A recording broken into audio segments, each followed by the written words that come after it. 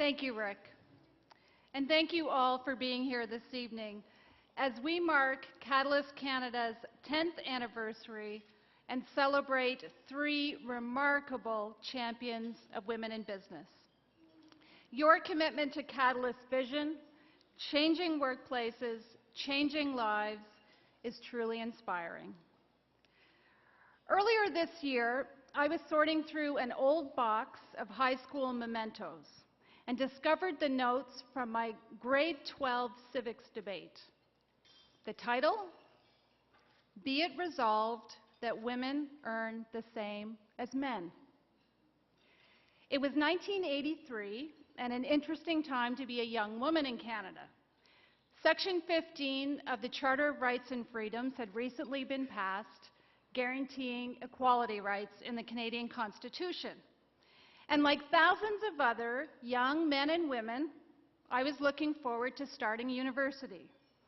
My parents and teachers encouraged me with assurances that getting an education would lead to opportunities that weren't available to my mother or my grandmother. Certainly, I never dreamed that my experience would be any different than the boys sitting next to me. So, imagine my surprise when I read about the gender pay gap and learned that women with university degrees in Canada earned 69.6 cents for every dollar earned by a man. In my youthful idealism, my debate was fueled by a sense of disillusionment at what I saw as a gap between the promise and practice of Canada, and it was filled with arguments making the point that equal pay and equal opportunity for women was the right thing to do.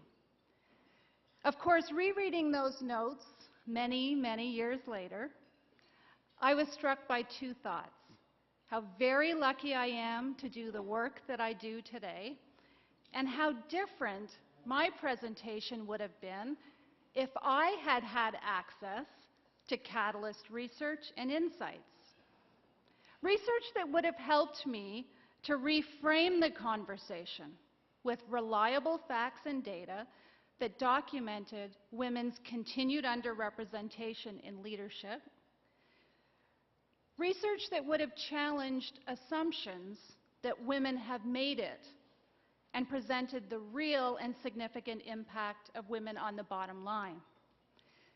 In other words, my debate would have talked less about lost dreams and more about the economic cost of unrealized potential, less about fairness and more about business.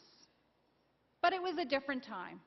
Not only was there no Catalyst Canada, but there were no cell phones or Blackberries or intranet, at least not in the rural part of Cape Breton where I was growing up.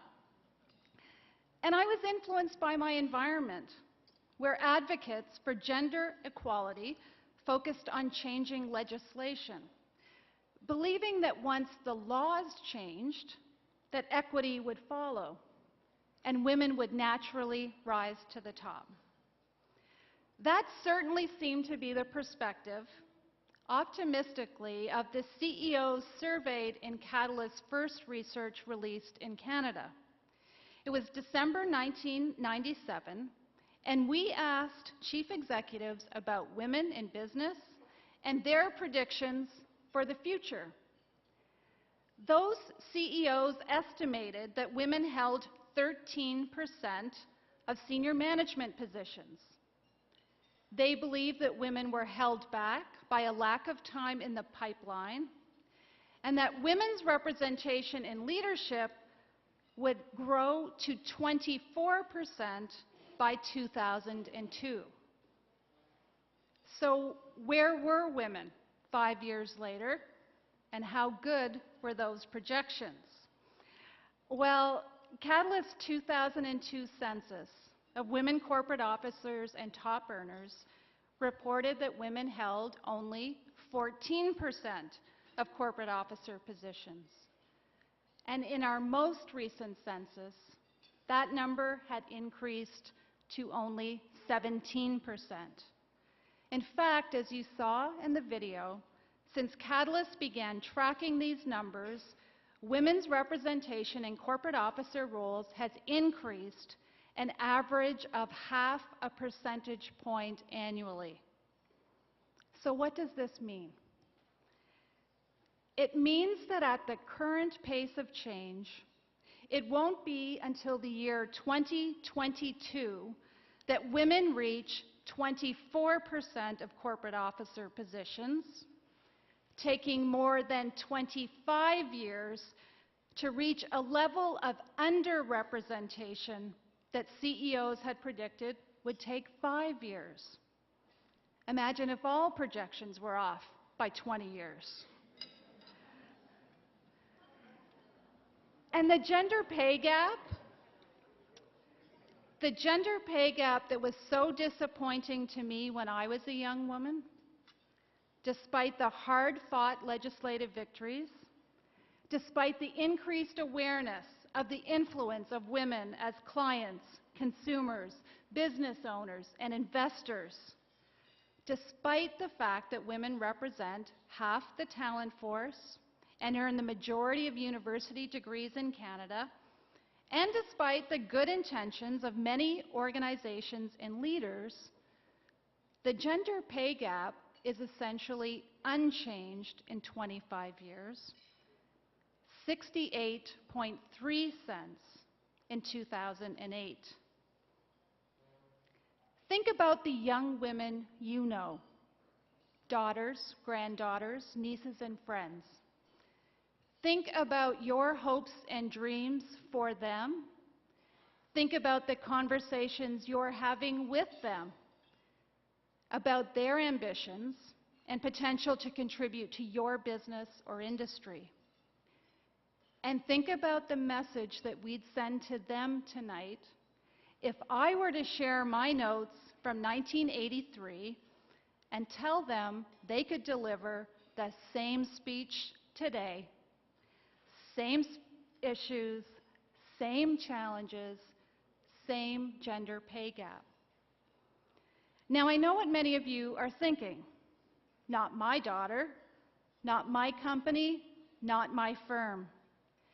But the reality is that Catalyst's recent research has found that when companies recruit the best and brightest, MBA grads from the leading business schools across Canada and around the world, women start at a lower level, are paid on average $4,600 less in their first job post-MBA, and they never close the gap.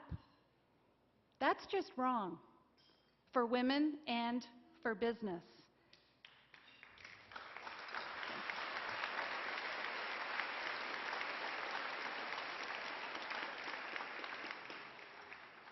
But you know that. That's why you're here tonight, and why so many of you have been on a journey with Catalyst over the last 10 years.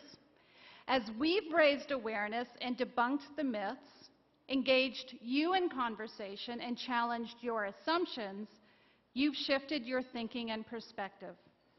No longer is the issue of gender equity one that is driven by women, for women, about women. Today's conversation, as Rick said just a moment ago, is about talent. And looking out at all of you, I know that the conversation includes men and women, leaders of Canada's largest organizations, in a way that it did not 10 years ago. That change in tone and substance represents a fundamental shift in how we think about the issue of gender equality, and in many ways, I believe, is Catalyst's lasting contribution to corporate Canada. As we've grown from 7 corporate members to more than 100, we've helped to put women in leadership on the scorecards of CEOs, on the agendas of boards of directors, and the front pages of the business section. We've done that with reliable data and analysis, acting as an advocate for women and a partner to business, knowing that the demographics offer a clear and pressing message. Getting the issue of diversity and inclusion right, starting with the advancement of women to leadership, is key to Canada's global economic competitiveness. And we don't have another 30 years to get this right.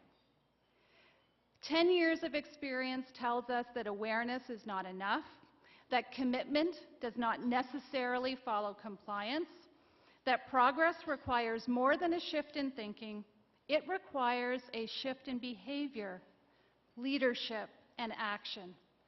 That's the message we heard from Bill and Rick this evening, that what's good for women is good for business.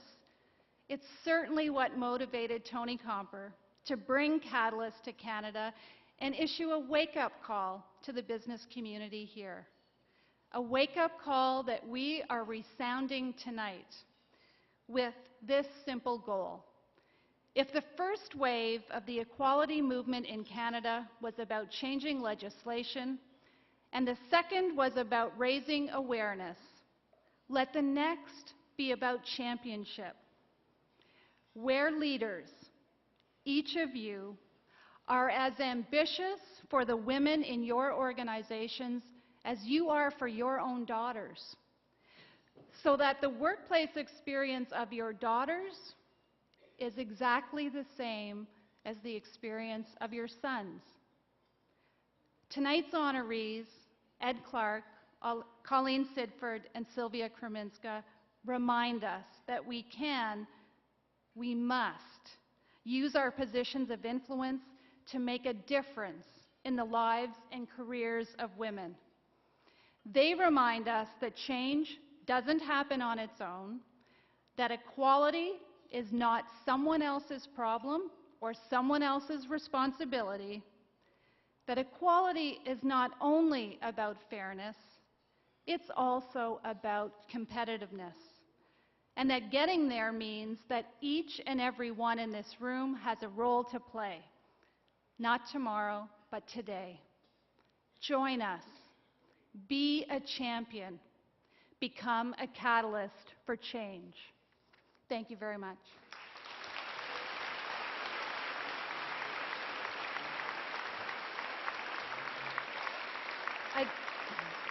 Thank you.